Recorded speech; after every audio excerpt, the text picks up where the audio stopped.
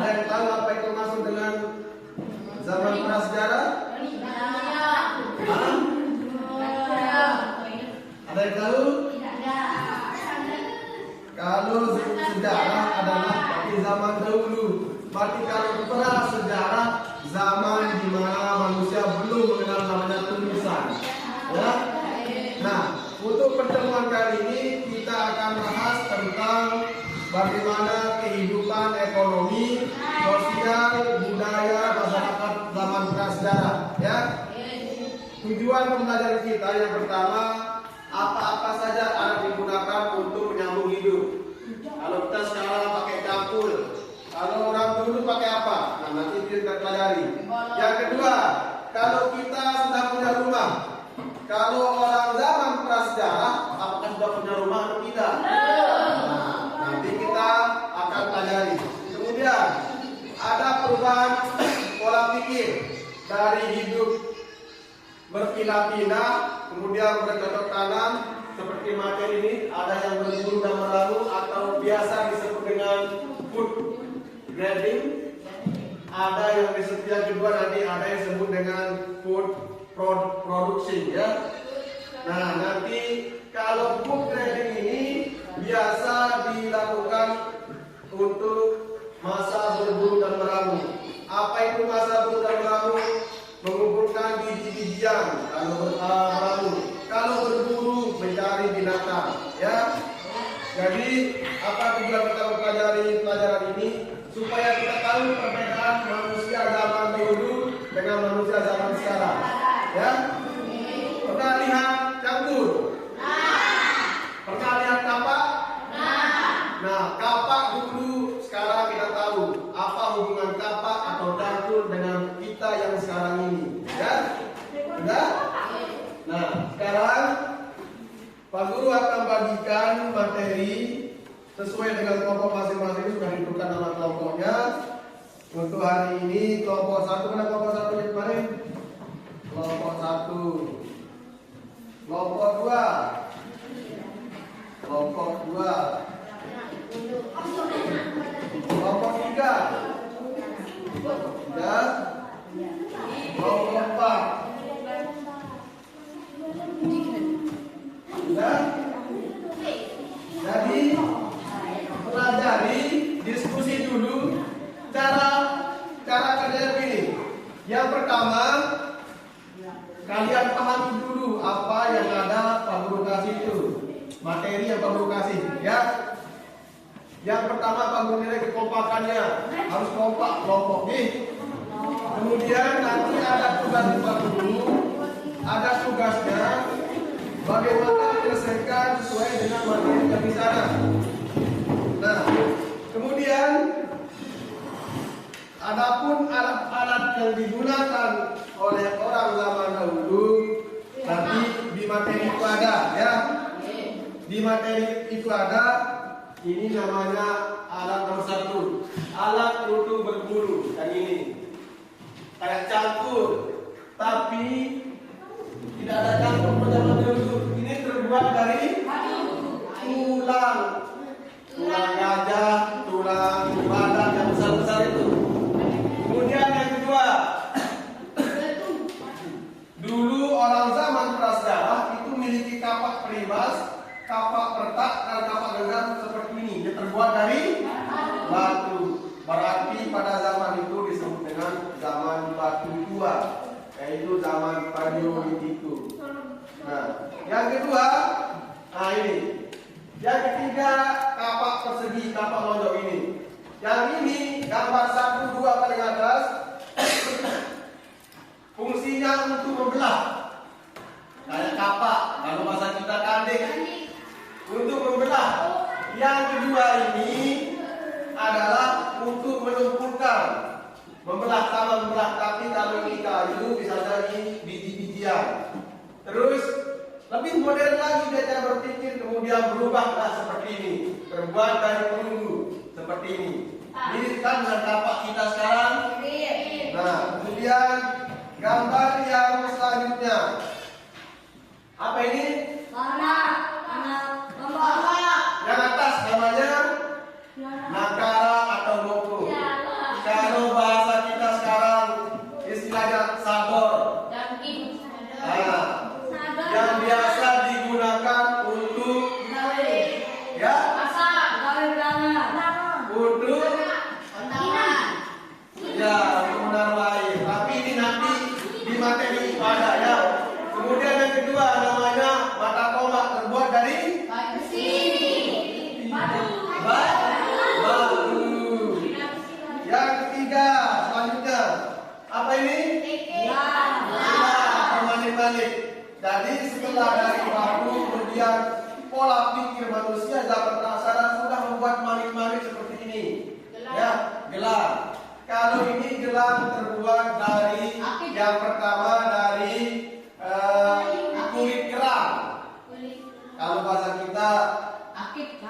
Gendong kali omang.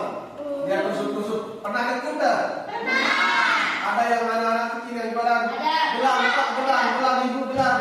Nah itu dia, seperti begitulah. Kemudian ini namanya gerabah. Kalau bahasa kita, nah, jadi gambar-gambar yang Pak Guru tunjukkan ini nanti disesuaikan dengan materinya. Ada di materi itu. Nah, selanjutnya ada apa ini? Apa ini? Kalau batu besar ini yang tinggi namanya menhir. Kalau yang di bawah ini namanya dolmen. Nanti ada di materi dia. Siapa yang dapat nanti yang ini nanti Pak Guru jelaskan. Ya. Selanjutnya ini ada namanya sarkofagus. Bahasa kita batu yang satu dilubangkan menjadi satu tempat menaruh mayit. Peti, kalau ini peti batu. Kalau ini peti batu ini disambungkan serpihan ke satu, kemudian disambungkan satu kayak peti. Tapi kalau ini dilubangkan jalannya. Tapi kalau ini dijadikan satu, 4 atau 5. Kemudian yang terakhir ini namanya yang atasnya punde berundak. Ini asal mulanya sebuah candi.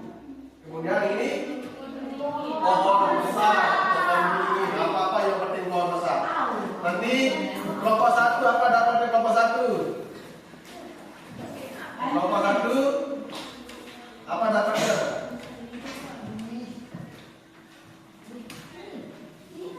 Kelompok 1 dapatnya apa? Masa kehidupan berburu dan meramu. Jadi materinya seperti ini. Kelompok 2 dapatnya? Nah, kemudian di kelompok 3. Kelompok 3 apa dapatnya?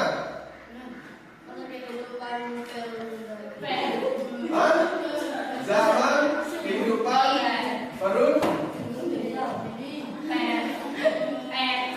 perundagian. Ya, yang kelompok 4. Nah, jadi ketika manusia praksara itu belum mengenal dengan Tuhan, ya. Ada 3 agama yang dia miliki kepercayaan. Yang pertama namanya tidak ada agama waktu itu. Namanya animisme. Yang kedua dinamisme. Yang ketiga apa? Masa totemisme. Namanya yang ketiga totemisme. Ya. Totemisme. Jadi belum ada agama Islam, agama Hindu belum ada waktu itu, ya. Jadi ada 3 kepercayaan yang dianut, pertama animisme, dinamisme, dan totemisme. Ya. Nah, jadi sekarang ada tugas dari Pak Guru. Ada tugas dari Pak Guru.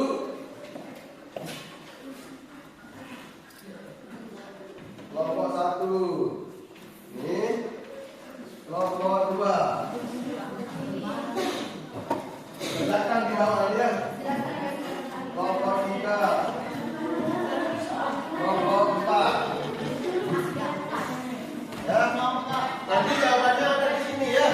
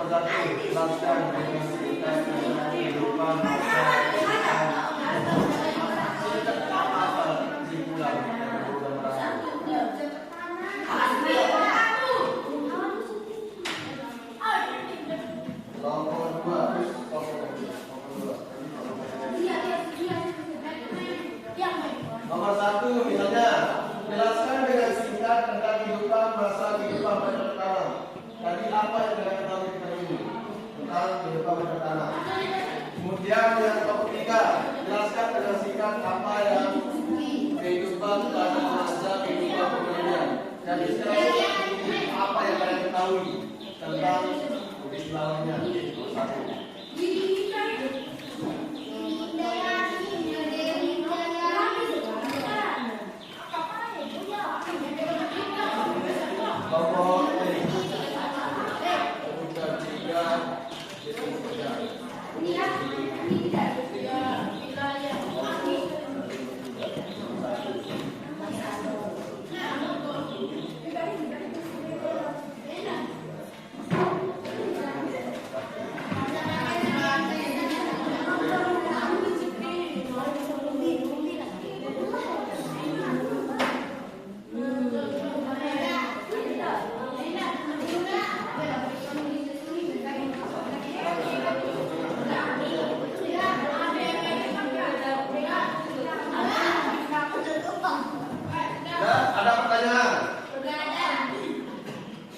Ada pertanyaan terkait dengan materi?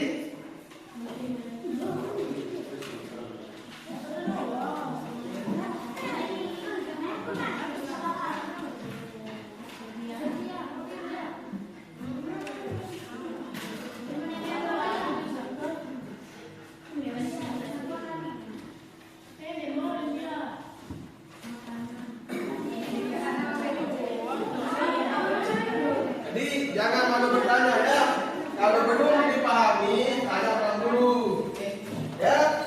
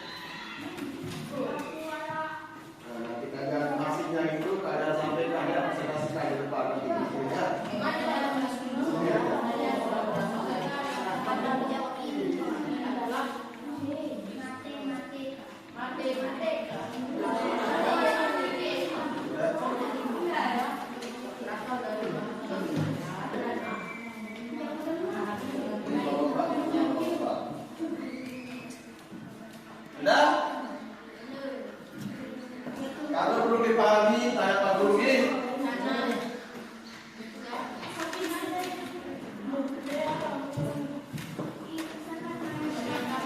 Ayo, biar lebih semangat. Tepuk semangat dulu. Tepuk semangat.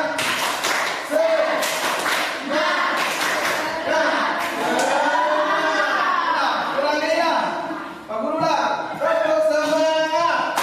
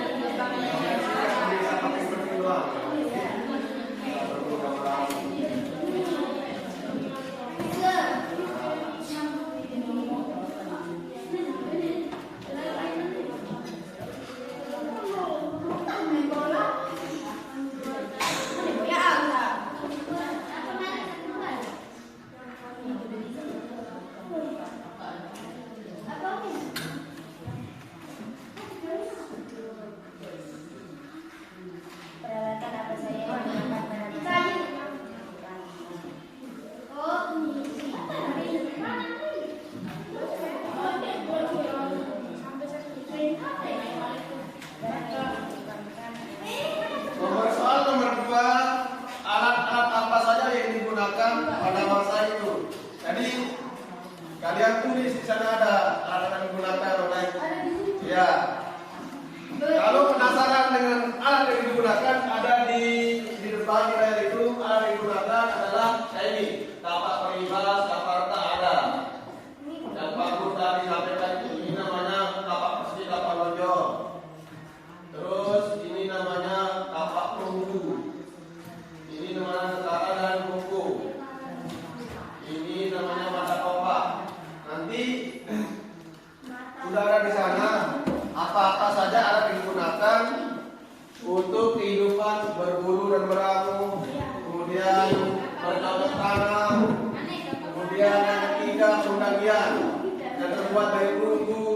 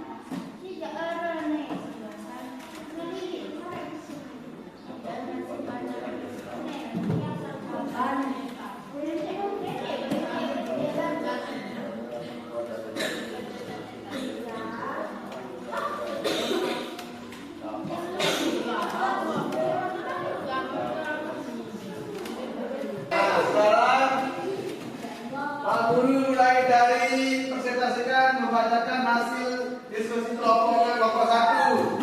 Siapa kelompok 1? Nah, baca. Yang lain perhatikan ya. Yang lain perhatikan. Nah, perhatikan kelompok 1, kelompok 2, kelompok 3, kelompok 4 perhatikan. Nah. Jelaskan dengan singkat kehidupan pada masa kehidupan berburu dan beramu bila dilihat dari aspek sosial, ekonomi, dan budaya masyarakat Indonesia pada saat itu. Kehidupan ekonomi pada masa berburu dan mengumpulkan makanan adalah bergantung pada alam. Kehidupan sosial mereka hidup secara berkelompok dan tersusun dalam keluarga-keluarga kecil. Kehidupan budaya ini dapat dilihat dari karya-karya yang telah berhasil dibuat. Alat-alat pada zaman beraksa memberikan petunjuk bagaimana cara manusia pada zaman itu bertahan hidup. Kelompok 2. Kelompok 2, kelompok 2.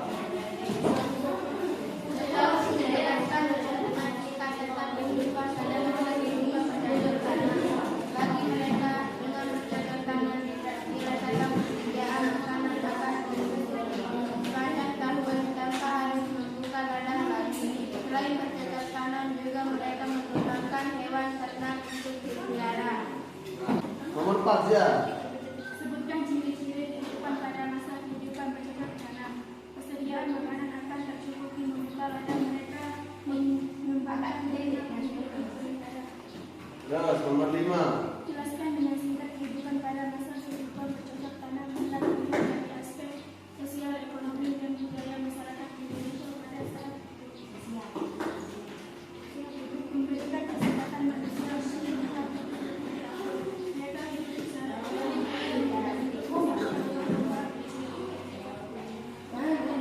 Secara ekonomi manusia pada zaman ini telah menghasilkan produksi sendiri untuk memenuhi kebutuhan kehidupan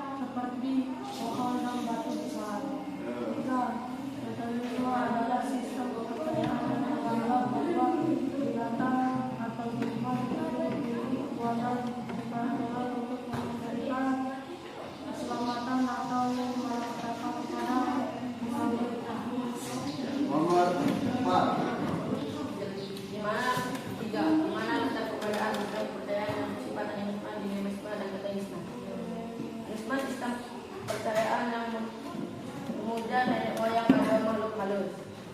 Dinisme adalah kepercayaan terhadap benda-benda tertentu yang dianggap memiliki kekuatan supranatural seperti pohon dan batu-batuan. Totemisme adalah sistem percaya yang menganggap bahwa binatang atau tumbuhan tertentu yang memiliki kekuatan supranatural untuk memberikan keselamatan atau malapetaka kepada penganutnya. Nah, semua. Nah, sekarang Pak Guru jelaskan ya. Pak Guru jelaskan dari nomor 1. Dari nomor 1 jelaskan dengan singkat tentang kehidupan pada masa berburu dan meramu. Nah, Pak Guru jelaskan. Kalau masa berburu dan meramu itu artinya berburu dilakukan oleh laki-laki untuk berburu hewan binatang, sementara untuk meramu adalah dilakukan oleh perempuan. Mencari umbi-umbian, buah-buahan dengan ringan-ringan. Itu maksudnya berburu dan meramu. Berarti kalau berburu dilakukan oleh laki-laki untuk menyerang atau berburu binatang. Kalau meramu yang dilakukan oleh perempuan untuk mengumpulkan biji-bijian atau umbi-umbian. Paham? Nah, jadi manusia pada masa praksara dulu itu dia tidak punya rumah. Di mana dia tinggal? Dulu di gua dan berdekatan dengan sungai atau danau. Ya, apa tujuannya? Yang pertama untuk minum. Yang kedua apa? Mandi, cuci. Tapi yang paling pokok, kenapa dia dekat danau atau sungai? Biasanya kalau sudah terbenam matahari atau pagi hari datang hewan-hewan kayak pada, singa, macam-macam untuk minum. Nah, di sanalah dia akan berburu. Dia akan memburu binatang itu menjadikan buruan sebagai untuk bahan makanannya. Ya. Yang kedua, peralatan apa saja yang digunakan pada masa berburu dan meramu? Tadi sudah Pak Guru tunjukkan di sini untuk berburu dan meramu. Kalau yang ini, kalau gambar seperti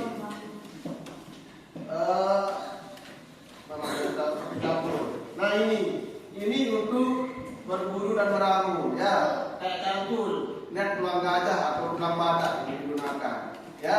Berarti alat-alat ini digunakan adalah gambar atau berburu dan meramu itu kapal peribas, kapal peta, dan kapal genggam. Kemudian yang ketiga, sebutkan daerah. Sudah disebutkan. Kemudian selanjutnya, sebutkan ciri-ciri kehidupan pada masa kehidupan berburu dan meramu. Ciri-cirinya berburu mereka mengumpulkan makanan dan hidup berpindah-pindah sebagai cadangan. Nah, jadi kalau masa berburu dan meramu misalnya tinggal di hutan A, habis makanan di hutan A, pindah ke hutan B. Jadi pada masa berburu dan meramu itu manusia peraksara tidak hidup satu tempat, ya, berpindah-pindah tergantung dari makanan. Kalau sudah habis makanan, dia pindah. Perpindahan ini disebut dengan nomaden.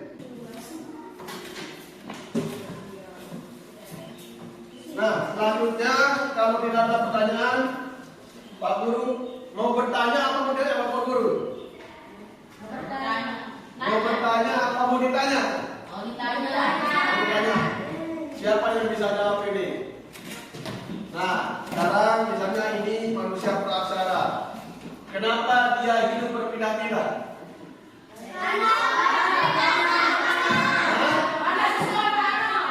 Karena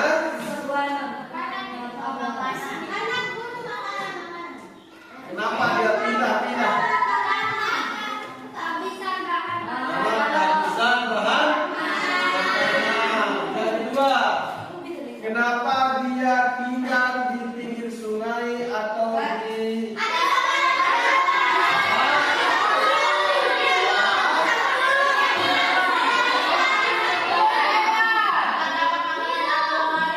ya, supaya dapat cepat mendapat makanan ketika binatang itu hidup di dekat sungai atau danau. Kenapa dia tinggal di dua?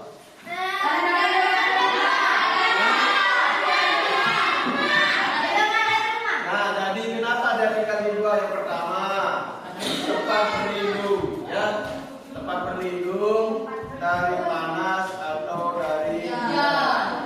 Yang kedua, di sana dibuat merasa nyaman, ya, karena yang kedua ada juga air yang ada di dua itu tempatnya minum.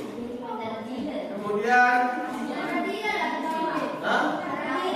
jadi tidak ada istilah lampu pada dulu. Kalau sudah malam tidur, kalau sudah terbit matahari bangun, karena tidak ada lampu. Ya. Sekarang pertanyaan selanjutnya, kenapa dia belum bisa memasak seperti kita?